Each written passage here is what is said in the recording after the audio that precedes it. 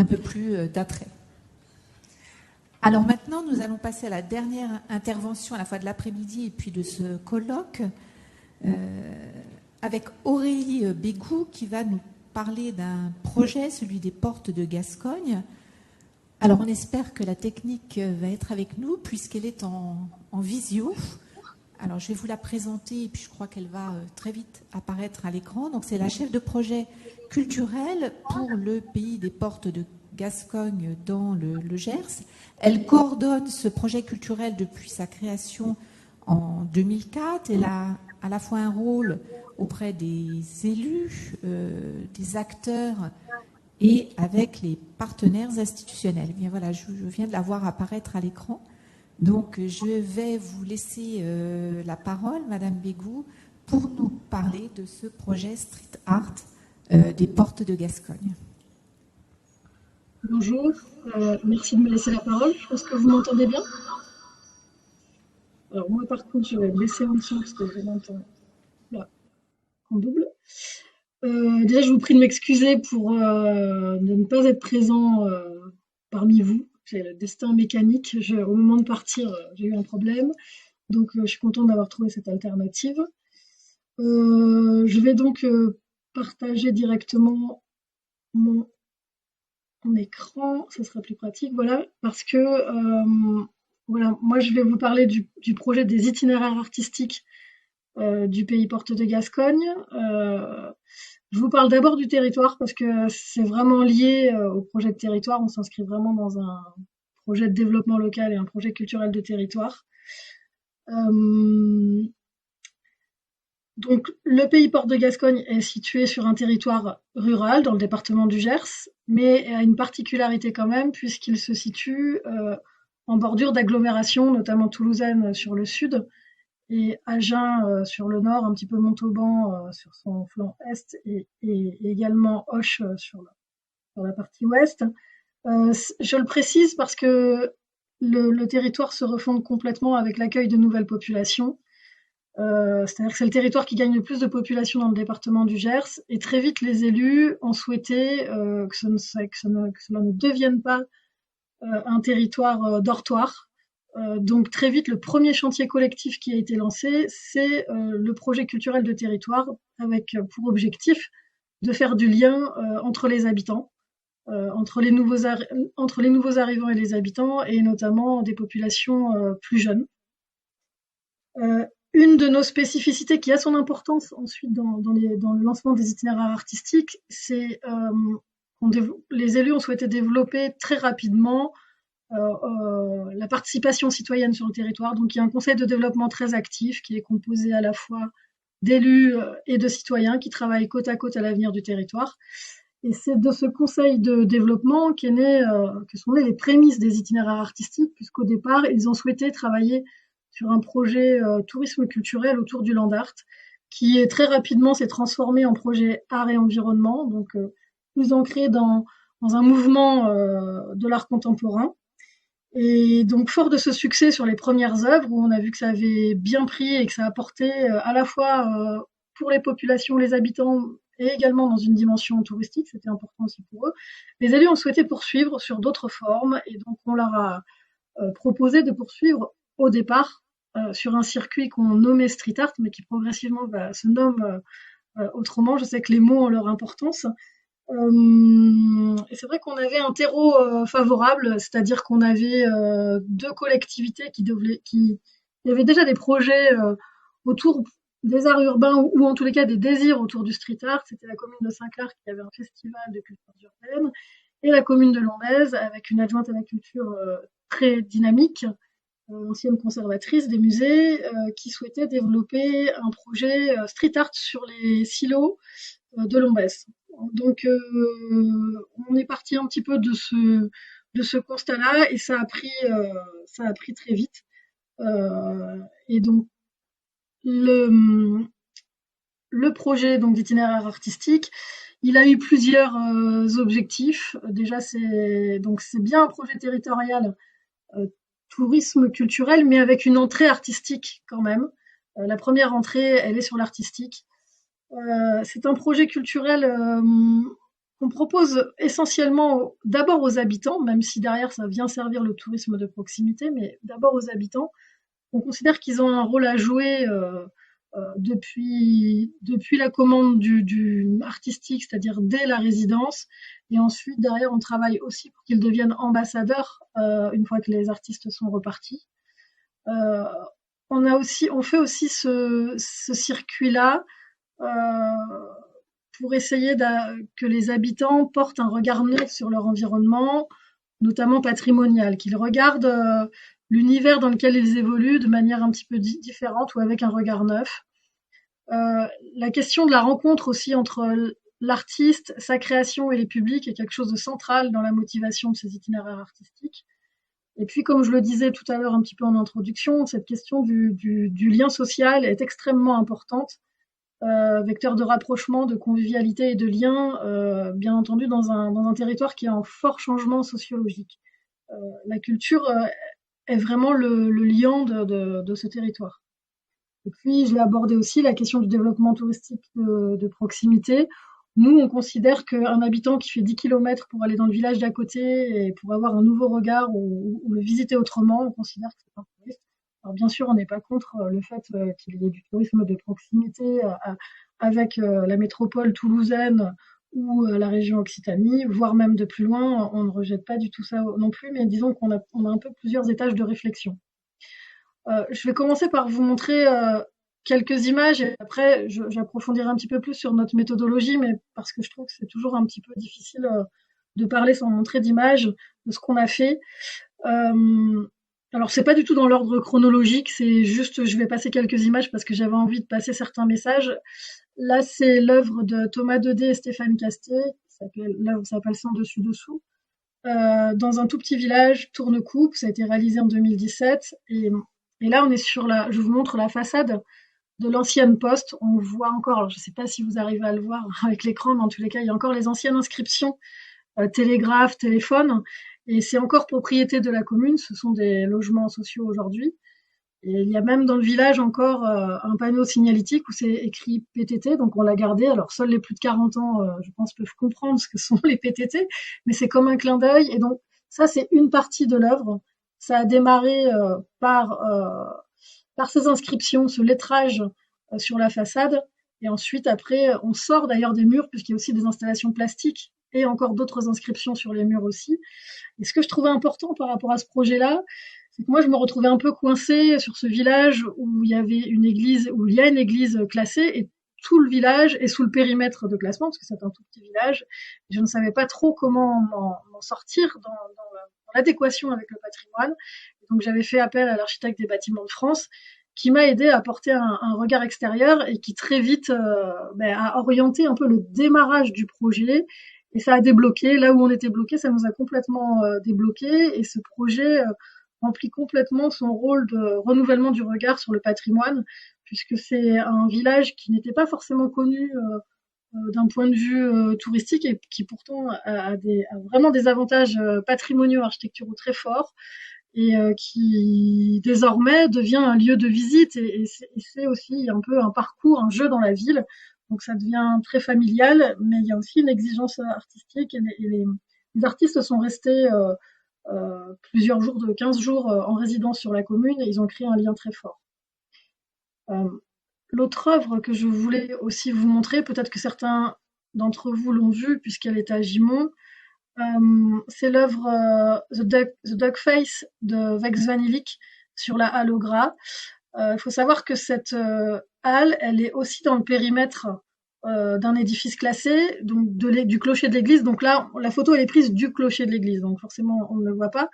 Mais il y avait cette difficulté-là aussi sur la question d'insertion patrimoniale. Et puis au départ, on avait choisi de travailler sur la halle au Gras. Moi, j'avoue que j'avais un regard un peu, même voire complètement négatif sur cette halle. Je trouvais plutôt laide.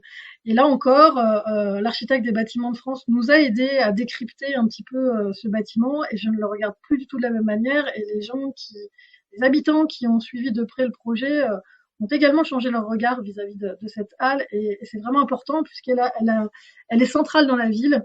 Elle a une vraie signification puisque c'est le lieu de vente de palmipèdes et de foie gras. Donc vous êtes à Gimont, cœur du Gers, à côté de Samatan, un peu la capitale du foie gras aussi. Donc ça a son importance sur l'économie locale. Et c'était aussi un lieu qui recevait des rencontres aéronautiques qui n'existent plus aujourd'hui, mais à l'époque de ce projet-là, euh, ça faisait partie un peu des deux points qu'on a transmis à l'artiste Vex Van Ilik pour créer son œuvre. Donc il a fait des propositions qui ont ensuite été retravaillées à l'aide d'un comité de pilotage dont faisait partie l'architecte des bâtiments de France. Il y avait aussi la conseillère art plastique de la DRAC Occitanie, puisque sur ce projet-là, on était lauréat de l'appel à projet du ministère de la Culture sur le street art en 2018. Donc vraiment, ce projet a participé à la lecture aussi d'un bâtiment qu'on n'osait plus regarder ou qu'on ne voulait plus regarder.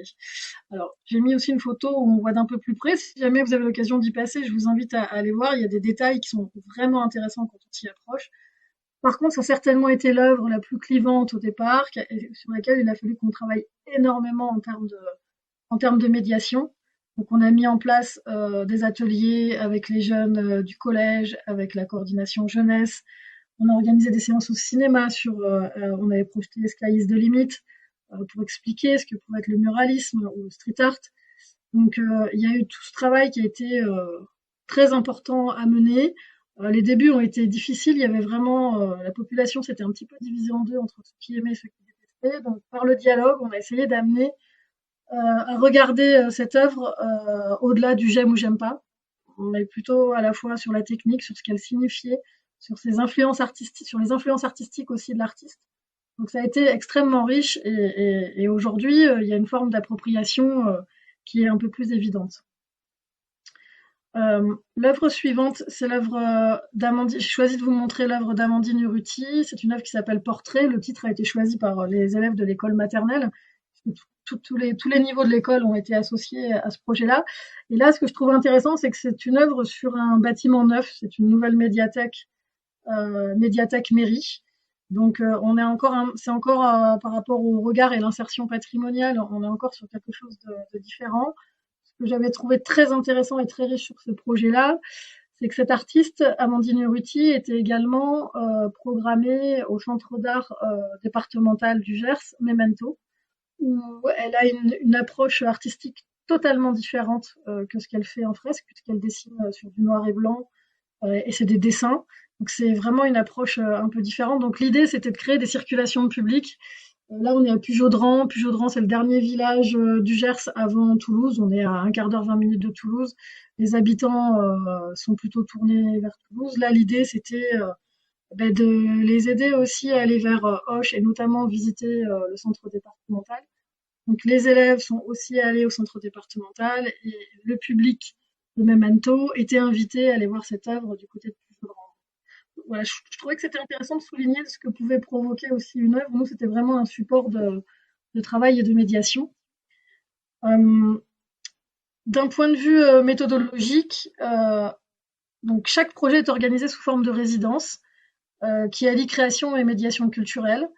Alors, chacun des projets est différent et il n'y a aucune routine. On va travailler le projet de manière différente, mais on a quand même une trame méthodologique commune qui commence d'abord par des discussions avec les élus sur leur volonté autour du projet, parce qu'on est plutôt sur des commandes de la part de collectivités, mais on ne s'interdit pas, s'il y a des demandes de la part d'habitants, d'y travailler aussi. Une fois qu'on a un peu délimité et essayé de comprendre pourquoi les élus voulaient s'investir dans ce projet-là, on met en place très vite une réunion publique de présentation à l'intention des habitants, où là on présente les itinéraires artistiques dans leur globalité et les objectifs qui sous-tendent, ceux que je vous ai présentés tout à l'heure, et plus on montre un petit peu ce qui s'est fait par ailleurs. Ensuite, on fait une analyse de l'environnement dans lequel ça se situe. Est-ce qu'il y a des bâtiments classés? Est-ce qu'il y a des éléments patrimoniaux forts? Voir un petit peu, ou alors sur les espaces de circulation.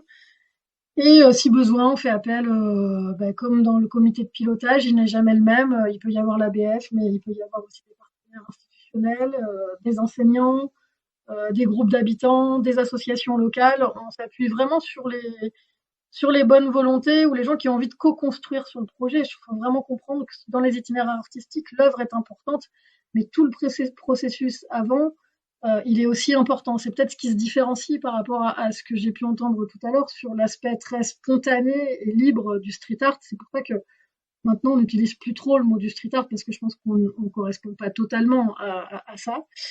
Donc une fois qu'on a fait ce comité de pilotage, on rédige un cahier des charges à partir de l'existant et des différentes volontés exprimées, et ensuite on le diffuse à l'artiste.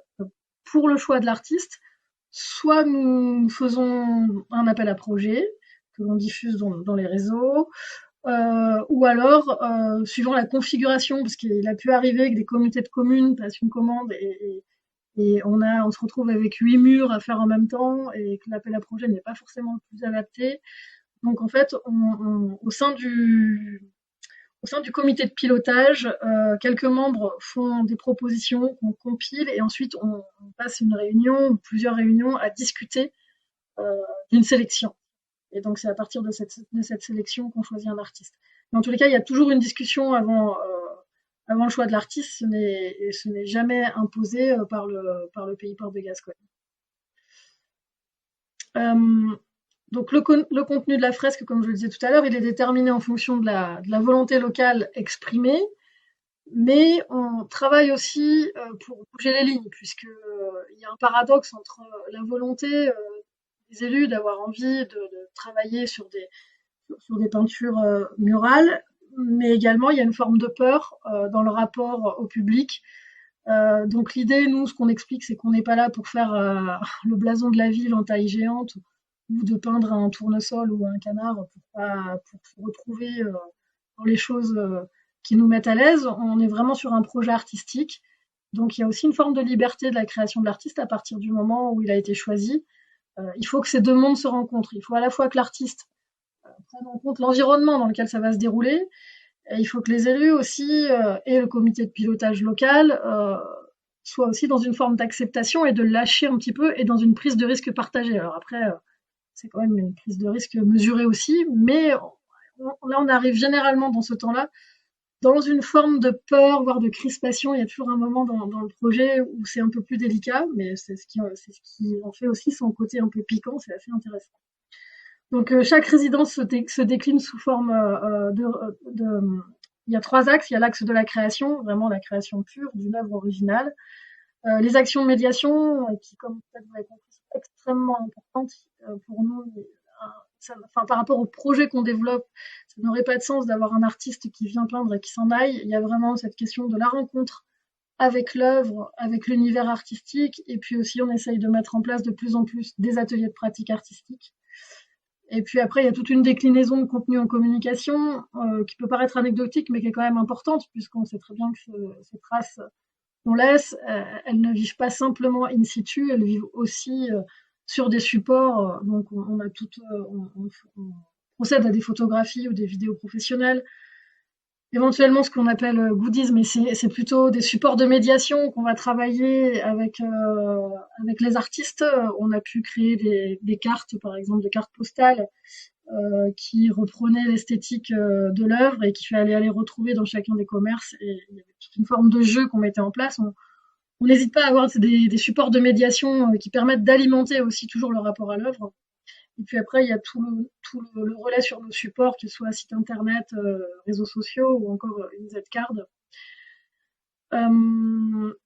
J'avais aussi envie d'aborder cette question de comment nommer le circuit. C'est vrai qu'au tout début, on l'a appelé street art, et c'est vrai que par rapport au premier intervenant, j'ai bien aimé aussi toutes ces remarques pertinentes sur la question de comment on nomme, et je pense que ça a été aussi peut-être abordé lors du colloque et lors de la préparation de ce colloque. J'ai un petit peu échangé avec Sylvie de Cottine et j'ai trouvé ça vraiment intéressant parce que ça correspondait exactement aux interrogations qu'on a actuellement, puisque de street art, on a senti que c'était pas comme ça qu'il fallait qu'on l'appelle. En plus, les artistes avec qui la plupart on travaille ne se revendiquent pas street artistes, donc de toute façon, on sent bien que ça correspondait pas. Après, on était parti sur des fresques, mais j'entends bien que c'est pas le bon mot, donc on est plutôt en train de, je pense peut-être peinture murale. En tous les cas, la discussion d'aujourd'hui, je trouve, nourrit le propos. Et après, sur la question de conservation et entretien des œuvres, c'est sûr qu'on va être moins pointu qu'un service patrimonial. Nous, on vient du développement local. Donc ça fait partie des discussions qu'on a, mais elles ne sont pas très poussées. Pour l'instant, on est plutôt sur le vieillissement naturel des œuvres. Et si elles sont recouvertes, donc on pose la question aux artistes, les consignes, c'est de laisser recouvrir, puisque ça fait partie, entre guillemets, de la vie d'une œuvre dans l'espace public. Après, ça a été peu recouvert jusqu'à aujourd'hui. Il y en a certaines où il y a eu des graphes. Il y en a vraiment une à Lombès qui est un peu à l'écart, qui est un peu à l'écart du centre-ville, qui a été recouverte. Sinon, pour l'instant, ils font des graphes, mais à côté, pour montrer qu'ils sont passés. Donc c'est pas vraiment, il n'y a pas vraiment pour l'instant d'histoire de recouvrement, mais peut-être que ça arrivera un jour. En tous les cas, ça fait partie des questions qu'il faut qu'on se pose, sur lesquelles, pour l'instant, on a cette forme de réponse, mais peut-être qu'un jour, il faudrait qu'on pousse un peu plus la question. Euh, voilà, je vous montre d'autres photos pour vous expliquer pourquoi ce ne sont pas, on ne parle plus de street art. Là, c'est par exemple Jérôme Souillot qui a fait une œuvre assez gouffière. Il en a fait une deuxième aussi à Castillon-Savès. Lui, il est artiste plasticien à la base. Il a aussi même été danseur contemporain. Donc, il est issu d'un autre milieu, même il pratique beaucoup le dessin. En tous les cas, c'était ses premiers murs. Il avait fait une expérience un jour au Pavillon Blanc à Colomiers, mais c'est ses premiers murs durables, on va dire. Donc, voilà. Un autre projet que je trouve intéressant à vous montrer, c'est un collectif de 2 artistes qui sont architectes illustratrices, le collectif Super Brut, dans le village de Saran. Saran, c'est un village classé, plus beau village de France, avec des monuments classés aussi. Alors là, avec une très forte emprise architecturale et patrimoniale. Et là, ce qui était intéressant, c'est que leur expérience d'architecte leur a fait tout de suite comprendre la subtilité qu'il devait y avoir à insérer une œuvre dans le village. Elles ont énormément travaillé donc sur le choix, donc c'est une peinture à la chaux, mais sur le choix des codes couleurs aussi. Ça a été complètement travaillé en lien avec les préconisations de l'ABF pour le reste de la commune.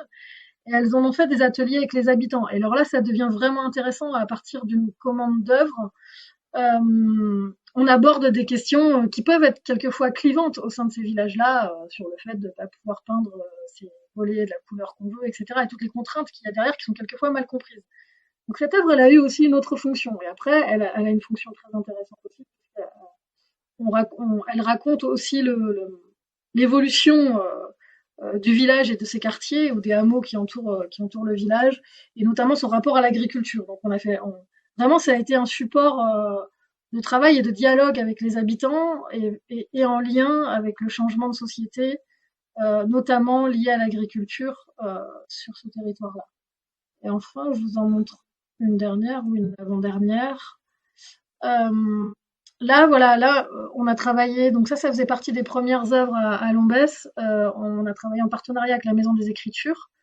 On était vraiment pour le coup sur la question du street art et poésie contemporaine, puisque la Maison des Écritures accueille des écrivains contemporains et s'intéresse aussi à la question de la poésie. Donc on a croisé ces deux thèmes. Et donc Maï, Réseau et Mondé, pour le coup, sont vraiment répertoriés comme street artistes et se référencent du street art. Donc voilà, c'est un peu cette difficulté, et je crois que petit à petit, les artistes avec qui on travaille sont peut-être de plus en plus divers, en tous les cas au niveau de leur rapport à la peinture. Donc voilà, ça nourrit aussi ces interrogations. Et puis une dernière photo, ça c'est pour vous montrer, c'est la dernière œuvre qui a été réalisée au mois de mai cette année par l'artiste belge Adèle Renaud. Et là, on s'est servi de cette œuvre pour amorcer tout un travail de sensibilisation autour de la préservation de la faune. Donc là, c'est une perdrix rouge qui a été peinte, puisqu'on s'est inséré dans un projet coordonné par l'association COL au niveau national. C'est l'Audubon Mural Project. C'est un projet qui est né à Harlem aux États-Unis, maintenant qui est à Saint-Pecer, donc c'est un tout petit village du nord du département du Gers à la frontière du Lot-et-Garonne. Et donc on s'est servi de la présence de l'artiste pour travailler aussi sur des questions plus liées à l'environnement. Donc on avait invité l'association départementale qui est l'équivalent de la LPO, l'association qui s'appelle Nature, où on a parlé justement des questions de préservation, et c'était en lien avec la politique environnementale de la commune qui replante des haies justement parce que la perdrix rouge était en train de disparaître progressivement de la commune et en vue de la réintroduire. Donc là, c'est un petit peu, il y a le côté symbole et puis quelque part, on a aussi contribué à restaurer du patrimoine parce que là où vous voyez l'œuvre à cet endroit, il faut s'imaginer, donc il n'y avait pas l'après blanc en dessous, c'était un mur en parpaing en fait. Donc, il y avait une espèce de mur en parpaing tout gris avec à côté de ça l'architecture traditionnelle gersoise. Et donc ça permet, alors après on en pense ce qu'on veut de la fresque, mais en tous les cas ça permet quand même d'avoir un regard plus agréable que le mur qui était en partant auparavant. Et ça permet aussi de passer un message. Il y a eu vraiment un travail en profondeur avec l'école aussi. Donc ça a permis de développer un projet de médiation. Voilà, j'en ai fini pour mon PowerPoint.